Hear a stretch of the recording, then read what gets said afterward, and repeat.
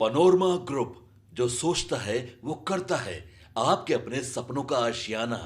कि हम लोग एनडीए में कितना इंटैक्ट है कि एक स्लैब में सब अपना काम कर लिया और वो लोग अभी तीसरा बाई कर रहे हैं, तो पहले ही तो ऐसा काम कर रहे हैं, तो आप जोड़िए कि उनका सुपड़ा साफ होने वाला है। एनडीए की वहाँ बहुमत सरकार बनने वाली है। ये सर भागलपुर में मूर्ति भी खंडित हुआ है, जिसके चलते बवाल हुआ है। देखिए, नमस्कार, आप देख रहे हैं सिटी पोस्ट लाइव और मैं हूं आपके साथ प्रभाकर पांडे। बिहार में उपचुनाव होने वाला है और इमामगंज से उम्मीदवार दीपा मांझी पर केंद्रीय मंत्री जीतन राम मांझी ने 200% दावा कर दी है जीत को लेकर। उन्होंने कहा है कि दीपा मांझी इमामगंज से जीत कर आएगी, क्योंकि इमामगंज में मैं बहुत काम किया हूं, सैकड़ों सड़क और कई पुल का निर्माण किया हूं और शांति बहाल किया हूं। तो दूसरे उम्मीदवार यहाँ नए उम्मीदवार जीत नहीं सकते, क्योंकि पुराने राजनेता ही यहाँ का अनुभवी नेता ही यहाँ काम कर सकते हैं, दूसरे नए नेता काम नहीं कर सकते। तो मैं दावा करता हूँ कि दीपा मांझी यहाँ से जीत कर आएगी। तो वहीं झारखंड के विधानसभा चुनाव पर उन्होंने बड़ा बयान दिया है। उन्होंने कहा है कि महागठबंधन में अभी भी सीट शेयरिंग को लेकर खींचातानी अभी जारी है और जहां सभी का विचार नहीं बनता वहां सुपड़ा साफ होना निश्चित है।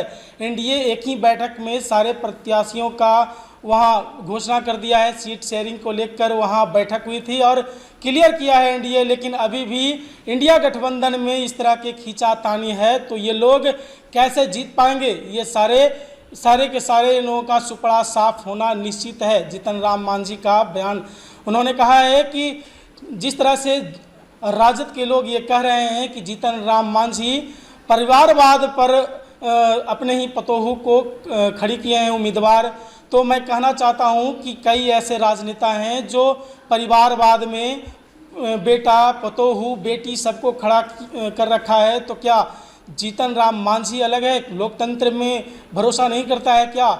जीतन राम मांझी भी लोकतंत्र में भरोसा करता है। और दीपा मांझी एक पढ़ी लिखी उम्मीदवार है, एमए की हुई है। तो जितने भी वहाँ उम्मीदवार है सबसे तेज तरार और अनुभवी है। तो ये जीत हासिल निश्चित है। इस तरह के बड़े दावा करते नजर आ रहे हैं जीतन राम मांझी। तो क्या कुछ कहते नजर आ रहे हैं जीतन राम मांझी? छोड़े जाते हैं आपको उनकी बातों के साथ। नहीं हुआ है, काफ़ी जीत हो रहा है आरजेडी और जेएमएम। यही समझ लीजिए कि हम लोग एनडीए में कितना इंटैक्ट है कि एक स्लैब में सब अपना काम कर लिया और वो लोग अभी तीसरा बाई कर रहे हैं, तो पहले ही तो ऐसा काम कर रहे हैं, तो आप जोड़िए कि उनका सुपड़ा साफ होने वाला है। एनडीए की वहाँ बहुमत सरकार बनने वाली है। ये सर भागलपुर में मूर्ति भी खंडित हुआ है, जिसके चलते बवाल हुआ है।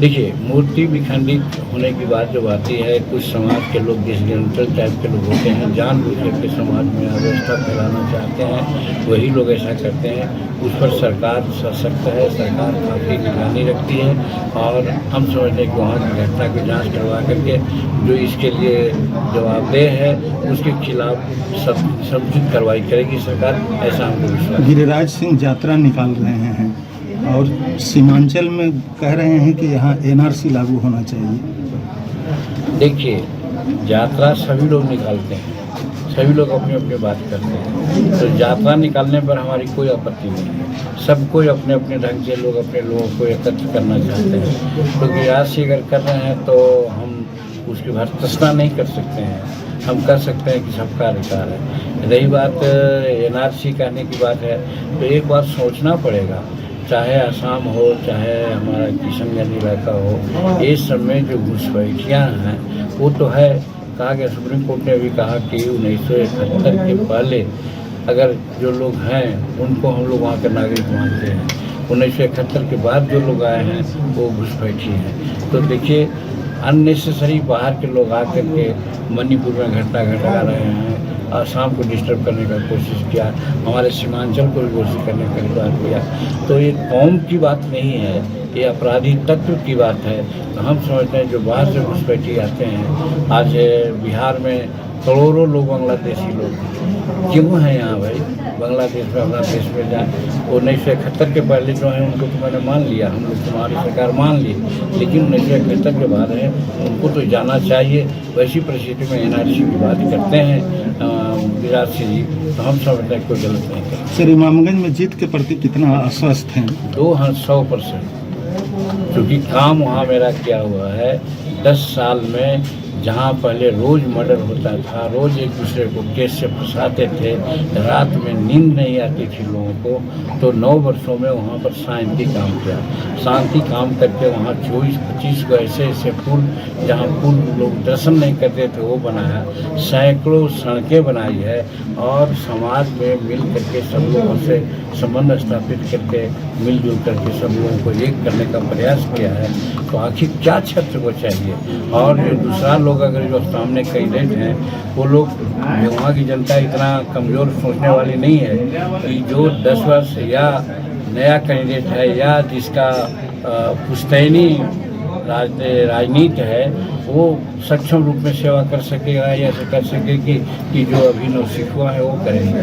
तो वैसी परिस्थिति में इमामगंज की जनता हिंदुस्तानी अवाम मोर्चा सेकुलर के कैंडिडेट दीपा को बहुत भारी बहुमत से लोग जिताने जा रहे हैं, ऐसा हमें समझता हूँ। दादा है और वहाँ चिराग पासवान को 1 सीट मिला, हमको कितनी सीट मिली है और बीजेपी कितनी सीट मिली? देखिए, बीजेपी तो काफ़ी सीट से वहाँ रही है, 68 सीट या 65 सीट पर है। जहाँ तक हम का सवाल है, हम अपने राष्ट्रीय अध्यक्ष से 2-3 दिन पहले बात किया था, इसने कोई दावा पेश नहीं किया। 1-2 मीटिंग हम लोगों की हुई है, वहाँ राज्य स्तरीय किया था, उसमें बातें चली थी कि हम लोग कुछ सीट मांगेंगे, लेकिन इसी बीच में उसका ये हो गया, निराकरण हो गया। तो अब राष्ट्रीय अध्यक्ष आ रहे हैं, उनसे बात हम करेंगे, क्या उन्होंने कहा कि नहीं कहा, दावा पेश किया कि नहीं किया, क्या हो रहा है पीछे ऊपर कोई दरवाजा लगा है, तो वो दावा पेश किए हैं कि नहीं किए हैं। अगर दावा पेश किए हैं, नहीं मिला है, तो ये दुखद बात है। हमको वहाँ सीट कम से कम 3 सीट मिलना चाहिए था, 3 सीट पर हम जीत सकते थे। और जब एनडीए की बात आती है, जब एनडीए के साथ हैं, एनडीए को जो भी सीट मिली है, चाहे सुरेश बाबू हो, चाहे चिराग जी हों या बीजेपी हो, सबको हम वैसे मदद करेंगे। लेकिन इन लोगों को भी चाहिए था, ईमानदारी का तकाजा यही था कि जब उन लोगों को सीट मिला है तो हिंदुस्तानी अवाम मोर्चा सेकुलर को मिलना चाहिए था। यदि हिंदुस्तानी अवाम मोर्चा सेकुलर के राष्ट्रीय अध्यक्ष और लोगों ने मांग की होगी तो वैसे पहले हम गए थे कोई बात करने भाषण देने, तो वहाँ हमने कहा था कि 10 सीट लेंगे, 10 सीट पर हम बोलेंगे, लेकिन उसके बाद लगता है कोई बात आगे नहीं हुई और उसके चलते ही लगता है कि कोई नहीं बात बनी। तो उसके बाद भी हम लोग पार्टी और माँ का जो गठबंधन है उसके बहुत अनुशासित सिपाही हैं। आपने देखा पार्लियामेंट में हमने टिकट मांगा था कि कम से कम हमको 3 दीजिए, नहीं मिला, 1 सीट मिला। हम लोग कहीं कुछ नहीं बोलने गए, हम चुनाव लड़े। चुनाव लड़ने के बाद आपने देखा किस प्रकार से मंत्रालय दिया, हमको मंत्रालय मौके पर दिया है। उसी प्रकार से मान लीजिए कि अगर वहाँ कोई सीट न मिली है तो हम लोग देखेंगे 2025 का जो चुनाव बिहार में हो रहा है वहाँ पर हम लोग सफिशिएंट सीट मांगेंगे। सर, ये जो राजद के इंडिया गठबंधन यादव ने ये भी कहा है कि दीपा मांझी को जो सीट मिला है, तो हम पार्टी जो है सिर्फ हम हैं, यानी कि अपने पार्टी। उनको लालू जी का याद नहीं आता है क्या? उनको मुलायम सिंह यादव का याद आती है कि नहीं? उनको जगता बाबू की बात याद आती नहीं कि जो उनका बेटा एगो सांसद हैं और एगो विधानसभा में लड़ रहे हैं, टिकट मिला उनको। तो दूसरे को अगर वो कहते हैं तो अपने भी तो देखना चाहिए, उतना तो हमारा नहीं है। तो इसलिए कहते हैं तो छोटी दलील है, और इसलिए कहते होंगे कि शेड्यूल कार्ड पर उंगली सब लोग उठाता है तो हम पर भी उठा रहे हैं। नहीं तो कहा ना, शिवानंद तिवारी है, शिवानंद तिवारी के बेटा भी से माध्यम में हैं। तो कौन नहीं है, किसके बेटा, किसके पुत्र हो, किसकी बेटी नहीं है, सुबह लिखते हैं। अगर किसी का ना रहता तब एक बात, हमारे पास कोई नई बात नहीं। और जहाँ तक दीपा का सवाल है, दीपा आज से है, वो जिला परिषद की सदस्य रही है। वो सिंगापुर की उनकी बेटी जब जवाब देती थी ट्विटर में तो उसका कस करके जवाब देने वाली थी। 50 में है, वो MA पास है, हर तरह से सशक्त है। तो दीपा कोई घरेलू महिला थोड़े है। ये झारखंड